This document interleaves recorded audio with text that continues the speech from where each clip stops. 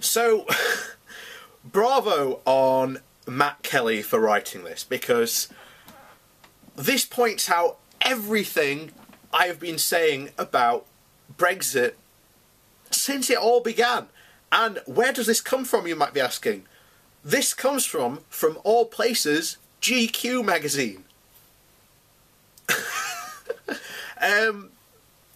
This is the state where we have got to, where a serious political discussion, an actual, sensible, serious political discussion is being had in GQ. That's how ridiculous and the state of all this stuff going on in this country at the moment really is. And I agree with pretty much everything that he says in this article. We will go into it. I mean, now here's a rare thing. A sentence everybody can agree on. Remainers, leavers, and bored to deathers. And yeah, there are people who are bored to death of Brexit, and I can't blame them. If I wasn't doing videos on this on my channel, I'd just be bored. I'd be Brexit bored, essentially. But yeah, here we are. So anyway, he continues. So everyone can agree on this. Britain is cutting a truly pathetic figure across abroad these days. I can't disagree with that statement. We are. We completely are. So yeah, I can't disagree with that. So anyway, he continues. Have we ever looked so weak, so daft, and such an irrelevant, if amusing shadow on the fringes of the international stage? I have many journalist friends on both the continent and in the US, and they are absolutely one in their view of what happened since the referendum. Their reaction has an uncannily unified pattern. Shock begat bemusement, begat amazement, begat amusement, begat boredom. I have given up on you, a German editor told me recently. Everything I thought about their British, their pragmatism, their cleverness, their sense of dignity, it has all been absolutely shattered in the last 2 years. You are an international joke now. Can't disagree with that. Or, to put it another way, as former Greek finance minister Yanis Yorkeris, I think that's how you say it, said, told GQ Jonathan Haff that Brexit is like watching a train crash in slow motion. And that's from the Greeks. You know? their former finance minister.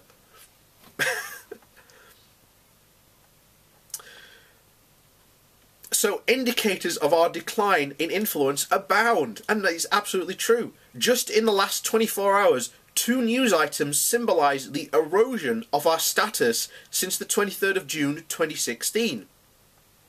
So the first one is Facebook boss Mark Zuckerberg, long target of Damian Collins' Cultural Media and Sports Select Committee investigation into social media, has decided not to even bother appearing in front of the committee. Instead, he's agreed to go before the EU Parliament instead.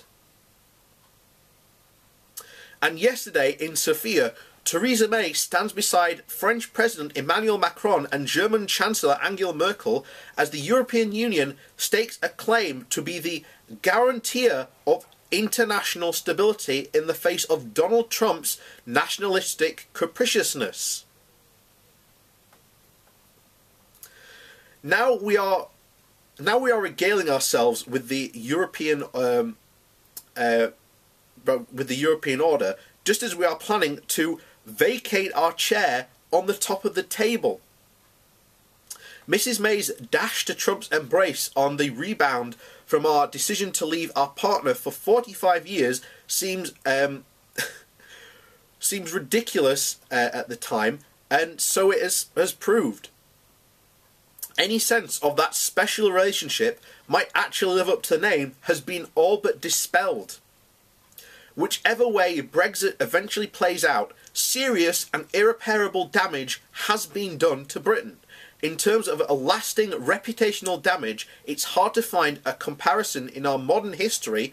The Suez Crisis of 1956 comes closest, but Britain and France's obviously botched attempt to depose Egyptian president and regain control of the Suez Canal resulted in open humiliation as we were forced to pull out under pressure from the United States and United Nations. The Suez Crisis was seen as the end of empire, the end of Britain's hard power.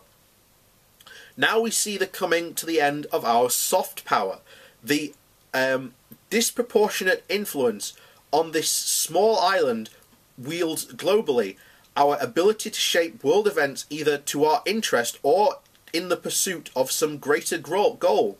That has now all but gone. This is what I've been saying since the very beginning.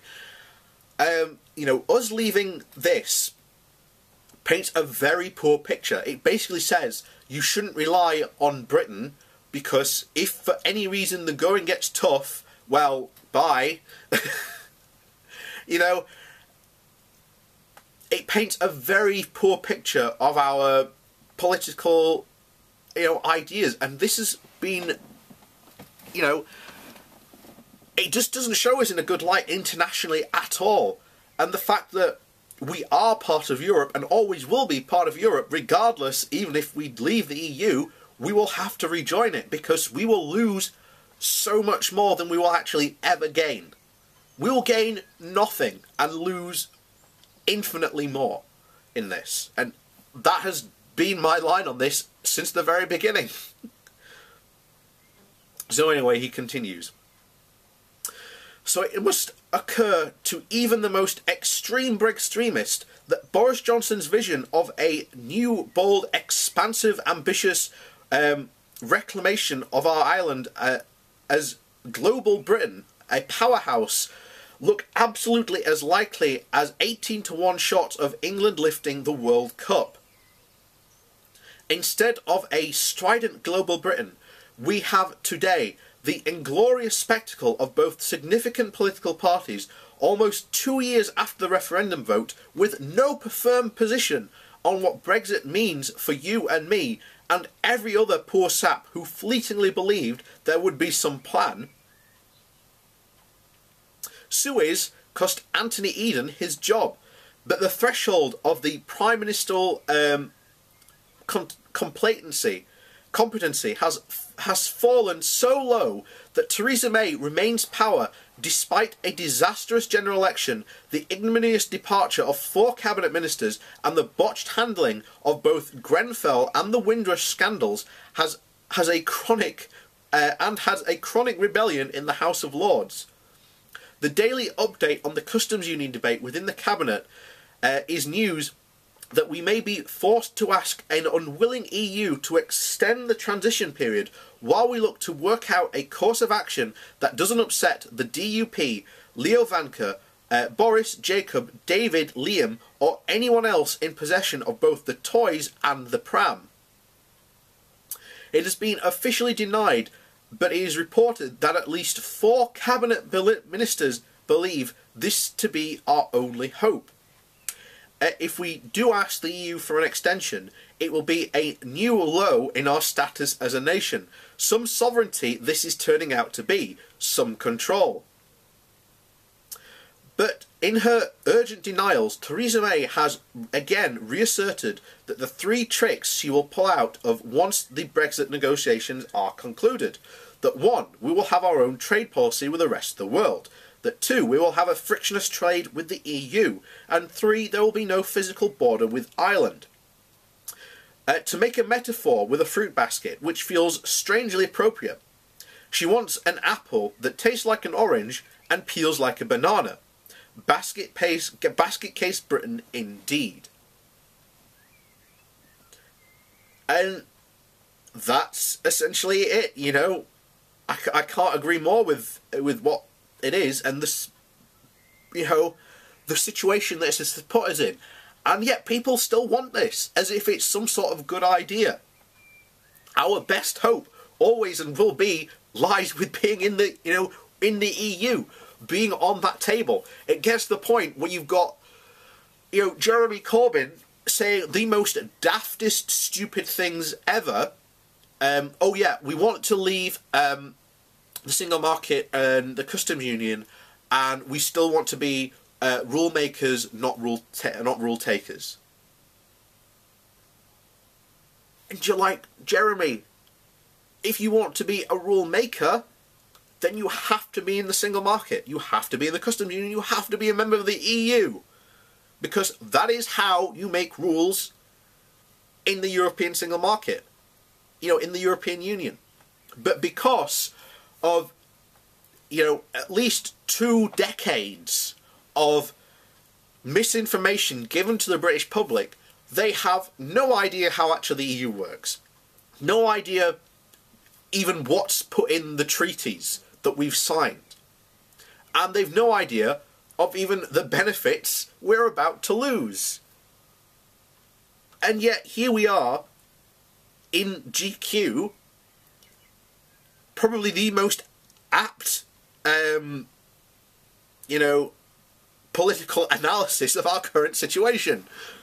But there you go. That's, Brexit basket case Britain, to use what he put at the end of this article. Absolutely 100% agree.